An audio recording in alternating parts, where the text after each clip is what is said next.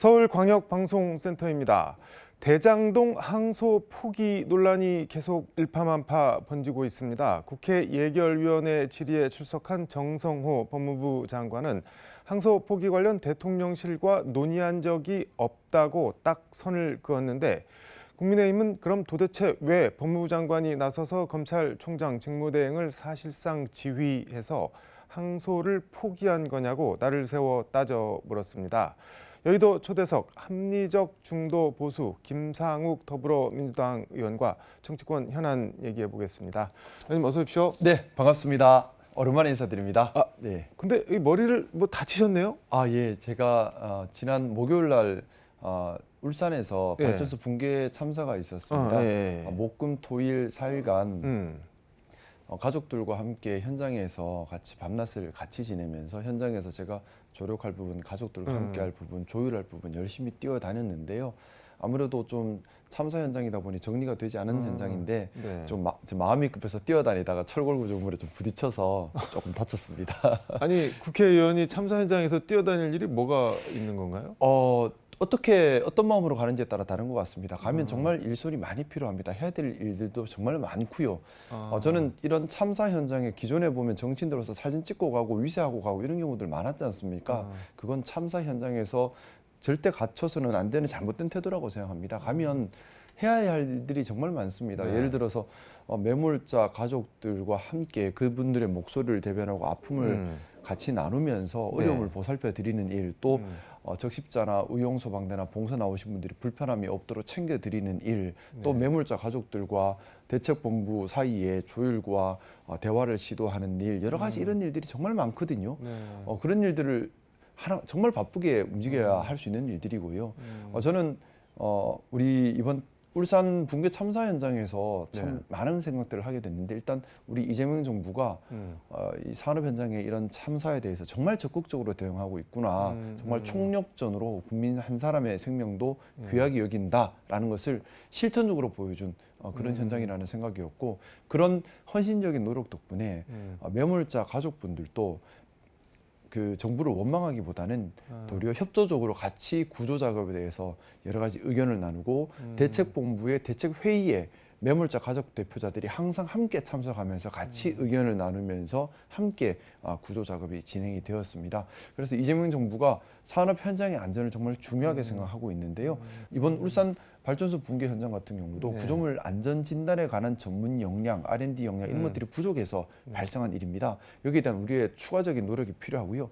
2026년 근데 어떻게 하면은 화력 발전소가 무너질 수가 있나요? 뭘 어떻게 하면? 그게 40년이 넘은 화력 발전소입니다. 건물 이제 이 발전소 한 기가 건물이 아니라 하나의 거대 철골 구조물입니다. 3,000톤에서 4,000톤 정도 나가는 거대 철골 구조물인데, 건물이 아닌가요? 여기 이제 철거 이거는 3,4,000톤 나가는 60m짜리 높이의 거대 철골 구조물인데, 이걸 한꺼번에 부술 수가 없잖아요. 다 얽혀 있는 철골 구조물이다 보니까. 그래서 취약화 작업이라고 합니다. 이 다리를 약하게 해서 여기다 폭약을 설치해서 한 번에 무너지게 넘어뜨리는 건데, 4호기, 5호기, 6호기가 있는데 4호기는 100% 취약화 작업이 끝난 상태, 6호기는 70% 정도 된 상태, 5호기는 하는 중에 5호기가 무너져 버린 겁니다. 그러다 보니까 어떤 문제가 있냐면 5호기 철골 구조물이기 때문에 전체로 크레인이나 이런 걸 통해서 드러내야 하는데 중장비를 투입할 수가 없는 거죠. 중장비만 들어가면 이게 무너져 버리니까 4호기, 6호기가 언제든 무너질 수 있는 상황이었습니다. 그러다 보니까 제대로 된 구조 작업을 하기 위해서는 4호기, 6호기를 철거해야지만 구조 작업을 할 수 있고. 철거를 하고 어떻게 구조를 철거를 하면 다 무너지는 거 아닌가요, 그냥? 그것 때문에 이제 또 어려움이 있죠. 그런 위험도 있고, 또 매몰자 가족들 입장에서는 내 가족이 저기 매몰되어 있는데 바로 옆에 있는 3,4톤짜리 거대 철골 구조물을 폭약을 설치해서 무너뜨린다는 것이 쉽게 동의하기 어려운 일입니다. 그런데 현장에서 고용노동부 장관님을 비롯해서 관계자분들께서 정말 헌신적으로 노력해 주셨고, 또 저도 부족하지만 가족들과 함께하면서 상황에 대해서 열심히 공감하고 같이 노력을 많이 했고, 가족들께서 그래서 적극적으로 구조에 동참을 해주셨습니다. 그래서 매몰자 가족분들께서 한시라도 빨리 매몰자들을 가족들의 품으로 다시 되찾고 싶다라는 바람을 반영해서 가족들과 함께 토의를 해서 4호기, 6호기를 폭약으로 철거하는 데 동의를 했고, 그래서 화요일 날 점심 때 12시에 폭약으로 철거를 한 후에 그다음에 본격적인 구조 작업에 들어가 있습니다. 근데 그게 뭐든 특히 이런 사건, 대형 사고는 당사자들을 설득하고 이해하는 게 제일 중요한데 그 작업은 잘 되고 있는 거. 예, 제가 매물자 가족들과 소통하고 같이 네. 말씀 나누고 조율하는 역할을 주로 맡았는데 중요한 건 진정으로 매물자 가족분들을 위하는 마음이라고 생각합니다. 네. 그런 진심이 서로 통하니 매물자 가족분들도 믿고 의지해 주셨고 또 저도 그 믿음을 지켜야 하기 때문에 최선을 다해서 그분들의 입장을 대변하고 또 대책본부와의 관계를 조율하는 역할을 했습니다. 그래서 다행스럽게 대책본부와 구조를 지휘하는 대책본부와 매물자 가족분들 간에 상당 부분 신뢰관계가 쌓여서 서로 협조적인 분위기에서 구조 작업이 진행되고 있습니다. 근데 이런 노후 발전소 말씀하신 구조물이 한두 곳이 아닐 것 같은데 이거 어떻게 해야 되나요, 그러면? 그렇기 때문에 구조물 안전 진단에 대한 전문가가 필요한 겁니다. 이 붕괴 사고도 사실 왜 일어났는지 원인을 네. 따져보면 어떻게 조치했을 때 이게 과연 안전도가 있는가 없는가 구조물에 대한 안전 진단 전문 역량이 부족했던 거예요. 그러면 단순히 업체 역량 부족만 문제가 아니라 산업 안전 관리하는 정부에도 이걸 충분히 이걸 다시 한번 검수할 수 있는 전문가가 부족했던 겁니다. 네. 그래서 올해 2026년 예산에는 산업안전감독관을 대폭 증원하게 지금 예산을 지금 반영을 하고 있습니다. 저도 산업안전감독관이라는 근로감독관과 달리 산업 현장의 안전을 감독하는 분들입니다. 공무원들인가요? 그렇죠. 그러면? 그래서 제가 월요일 새벽까지 현장에 있다가 바로 오전에 서울에 올라와서 2026년 예산처리인데요. 네. 고용노동부와 또 기획재정부 장관님 다 이렇게 두런히 말씀을 올리면서 울산 현장 말씀을 드리면서 산업안전감독관을 충원을 해야 하고 이분들을 충분히 교육을 해야 하고 또 안전보건공단에 이런 전문 안전 영역을 연구할 수 있는 R&D 예산이 거의 책정이 되어 있지 않습니다. 이 부분 적극적으로 책정을 해야 하는 점, 나아가서 학계와 기업계 또 이런 전문가들 사이에 네트워크를 만들어서 재난 상황 때 전문가들이 즉시 투입될 수 있는 체계를 구축하는 것, 이런 부분에 대한 예산 배정을 부탁을 드렸고 적극 반영돼서 2026년도에는 산업안전관이 전년도 대비 30-40% 이상 더 늘어서 더 많이 충원할 예정이 있습니다. 그게 지금까지 안 돼 있다는 게 더 이상한 것 같은데요. 네, 그동안 이제 사실 이제 이재명 대통령님께서 대통령이 되신 이후에 산업 현장의 안전에 대해서 계속해서 강조하고 계십니다. 이런 노력 덕분에 이 부분에 대해서 우리가 다른 태도로 이걸 한번 줄여보자, 없애보자, 산업 현장의 위험을 줄여보자는 취지로 우리가 적극적으로 나서고 있습니다. 그러면서 인력 충원이 이루어지고 있는 것이고요. 그전에는 사실 우리가 좀 안이하게 생각한 것이 있죠. 산업 현장엔 언제나 재해가 있을 수밖에 없다라는 생각 때문에 산업안전감독관을 더 충원하지도 않고 전문 교육을 하지도 않고 전문가를 기르지도 않았습니다. 비용으로만 생각한 거예요. 근데 이거 비용이 아닙니다. 이건 투자입니다. 한 번씩 이렇게 사고가 나면 얼마나 손실이 큽니까? 뿐만 아니라 산업 안전을 관리하는 이 기술은 대한민국의 산업 현장의 경쟁력을 올릴 뿐만 아니라 나중에는 다른 나라 해외에 있는 산업 현장 안전도 우리가 관리할 수 있는 수출 서비스가 될 수도 있습니다. 이건 우리가 투자 개념으로 접근해야 하고 그걸 떠나서 산업 현장은 우리의 일상입니다. 우리가 노동자 아닌 사람이 없습니다. 우리가 출근하는 모든 곳이 산업 현장이고요. 네. 우리와 우리 가족들이 일하는 곳입니다. 달리 말하면 우리의 일상의 현장입니다. 여기가 안전하지 못하다면 안전한 대한민국을 할 수 없지요. 노력하면 줄일 수 있습니다.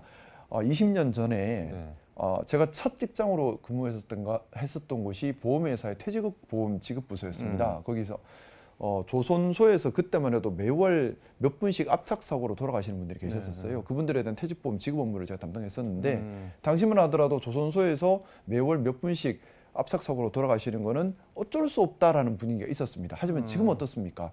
조선소에서 그렇게 압착 사고 거의 나지 않습니다. 사망자 그렇게 발생 안 하거든요. 노력하면 줍니다. 관심 갖고 줄이려고 달려들면 줄일 수 있습니다. 그래서 우리가 중요한 것은 할 수 있다, 줄일 수 있다. 그래서 이걸 비용이 아니라 투자라고 생각해서 적극적으로 산업안전관리 전문가를 양성하고 또 관련된 R&D를 진행하고 관련된 투자, 예산, 또 전문가 네트워킹을 만들어 가는 것이라 생각합니다. 그런 좋은 이번에 울산 참사는 정말 가슴 아프고 힘든 현장인데 이걸 보면서 이걸 우리 사회가 이런 일이 반복되지 않도록 여기에 대한 관심과 예산과 노력을 계속해야 한다. 이런 경종을 울리는 기회가 되었으면 좋겠습니다. 아무튼 아침에 아빠 회사 갔다 올게 하면서 아내랑 아이들한테 손 흔들고 갔는데 저녁에 죽어서 맞습니다. 오는 그런 거는 정말 없어야 될 것 같습니다. 참 많이 울고 저도 같이 참 음. 많이 울고 가슴 아픈 순간이었는데요. 네. 가족을 정말 일하러 간 가족인데 인사하고 간 일하러 간 가족이 돌아오지 못하고 철제 더미에 매몰돼서 살아있는지 죽어있는지도 알지 못하는 그 애끓는 가족들의 심정은 정말 반복돼서는 안 되는 일이라 생각합니다. 대장동 항소 포기. 네. 이건 뭐 계속 논란이 일고 있는데 네. 의원님 어떻게 보세요? 지금 여러 가지 논란이 일고 있는 것 같습니다. 그런데 우리가 무엇이 원칙인지를 좀 생각해 봤으면 좋겠습니다. 우선은 검찰권도 사실은 불법 행위로부터 국민을 보호하기 위한 국가의 권력 행사 네. 과정입니다. 그런데 그 권력 행사 과정이 잘못되어서 도리어 국가가 국민에게 불법 행위를 하게 되고 그래서 죄 없는 사람을 끝까지 재판해서 형사배상금으로 물려주는 돈 등 여러 가지를 합친 돈이 3천억 원이 넘게 지출되고 있는 겁니다. 이거는 네. 돈의 액수를 떠나서 국가의 본질적 기능을 의심하게 하는 부끄러운 일입니다. 그렇기 때문에 국가의 권력 행사는 항상 국민에게 불법 행위가 되지 않도록 네. 신중하게 지금 행사되어야겠죠. 검찰이 그러면 권력 행사를 기소권 행사를 잘못했다는 건가요? 과거 검찰의 항소 상고를 보면 네. 막무가내 묻지마 기계식 상고 항소가 정말 많았습니다. 일단 1심에서 무죄가 나면 무조건 항소를 해버립니다. 네. 1심에서 구형량보다 적으면 또 무조건 항소를 해버립니다. 그 1심에서 검찰의 수사가 잘못되었는지 또는 과도한 구형이었는지에 대한 판단 없이 기계적 항소를 해왔습니다. 그로 인해서 2년, 3년 국민들께서 괴롭힘을 당하는 것은 어떻게 보면 국가가 제대로 검토하지 않고 기계적으로 항소 상고를 하는 것은 이건 국가가 국민에게 잘못하는 거지요. 근데 가령 김만배 씨나 남욱 변호사 이런 사람들은 별로 약해 보이는 사람들이 아닌데 네. 그리고 뭐 김만배 씨 같은 경우는 지금 검찰 추징금이 이제 더 다퉈볼 여지가 없어지면서 5천 몇백억 그리고 남욱 변호사도 천 뭐 몇십억 뭐 10억 이거를 갖다가 그냥 갖게 되는 건데 일반인들이 보기에는 야 저거 왜 저렇게 되지 이렇게 생각하지 않을까요? 우리가 찬찬하게 원칙을 따져봐야 네. 할 부분이라고 생각합니다. 금액 우리가 뭐 5천억 이익을 준다 하면 화부터 나지요. 그런 걸 가지고 실체적 관계를 덮어놓고 선동을 해버린다면 그거는 원칙과 법치가 무너지는 겁니다. 자, 항소의 원칙이라고 하는 것은요. 검찰이 목적을 달성하지 못했고 이걸 항소를 통해서 바꿀 수 있어야 하는 겁니다. 그러면 지금 이번 대장동 사건 같은 경우는 첫 번째 구형량보다 선고형이 높았습니다. 그러면 처벌에 관해서는 네. 검찰의 목적은 이미 초과 달성을 한 거죠. 그러면 처벌이 낮았다라는 것으로 항소할 이유는 없습니다. 네. 그리고 또 지금 이제 계약 당시에 네. 금액이 특정되지 않아서 특정 배임을 적용할 수 없어서 일반 배임으로 갔다. 이거는 만약에 이 이후에 금액을 특정할 수 있게 되었다. 이거는 경우에 따라서는요. 공소장의 동일성을 해할 수 있는 형사소송법의 본질적인 부분을 침해하는 것이 될 수 있습니다. 그렇기 때문에 이것 때문에 항소한다는 것도 말이 안 맞아요. 그럼 마지막 지금 요즘 말씀하셨던 네. 그 부분은 우리가 손해배상과 추징의 차이를 이해해야 합니다. 추징이라고 하는 것은 범죄 수익에 대해서 추징을 하는 것이고요. 네, 네. 손해배상이라고 하는 것은 불법 행위에 본 피해자가 청구를 하는 것이죠. 네. 자, 그럼 배임행위면 배임행위에 따른 피해자가 있겠죠. 그게 성남시지 않습니까? 네. 그래서 성남시가 손해배상을 민사소송을 하고 있습니다.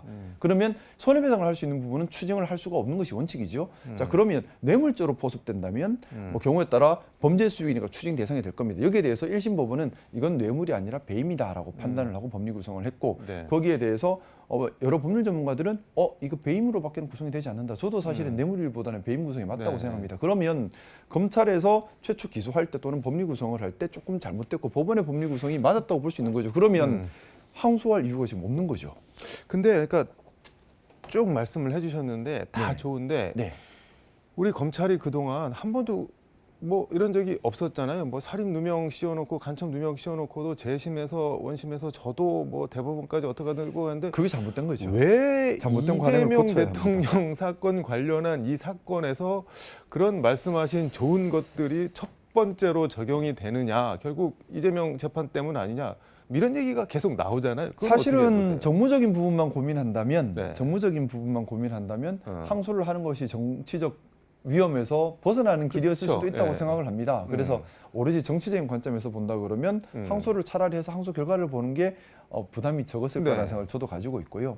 하지만 원칙만 놓고 봤을 때는 또 우리 이재명 정부 들어서서 계속해서 하고 있는 것이 기계적인 항소하지 마라. 국민께 불필요한 부담을 주지 마라라는 걸 강조하고 있습니다. 그런 원칙에서 본다 그러면 당연히 지금 말씀드렸던 것처럼 첫 번째, 두 번째, 세 번째 항소 실익이나 항소 사유가 없는데 단순히 정치적 고려 때문에 항소를 한다면 그건 또 원칙을 훼손한 일이 된다고 생각을 하고요.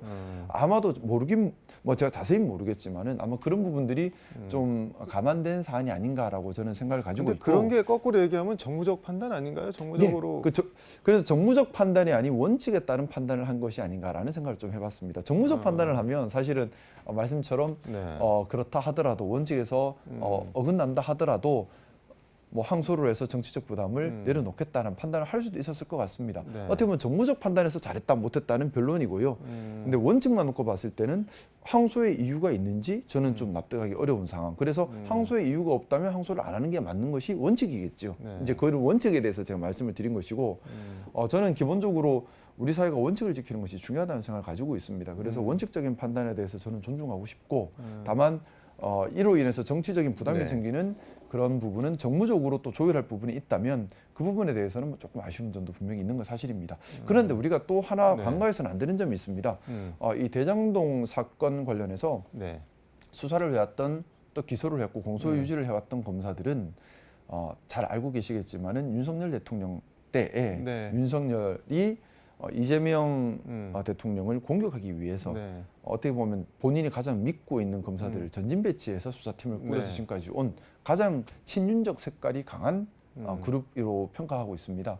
그렇다면 이쪽 수사검사들이 만약에 항소를 해야 한다고 의견을 일치를 했다고 해서 그게 공정한 의견 일치인 건지 과연 거기에 따라서 반드시 기속돼야 하는 건지 일반적으로는 수사를 하고 있는 수사검사들의 아니 뭐 그 사람들이야 의견이 그렇다고 존중받아야 하더라도 하는데 대장동 네. 사건 같은 경우는 사실은 그 진정성에 대해서는 우리가 한번 좀 생각해 봐야 한다는 생각도 있습니다.